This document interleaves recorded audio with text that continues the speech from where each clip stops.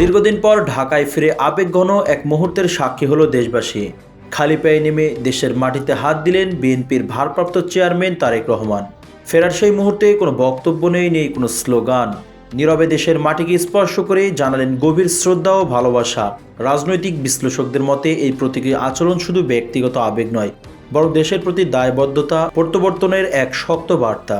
তারেক রহমানের এই দৃশ্য ইতিমধ্যে সামাজিক যোগাযোগ মাধ্যমে ছড়িয়ে পড়েছে। অনেকে একে দেখে আবেগ, আশা ও রাজনীতির নতুন অধ্যায়ের সূচনা হিসেবে দেখছেন। অবশ্যই এ বিষয়ে আপনার মূল্যবান মতামত কমেন্টে জানাতে ভুলবেন না।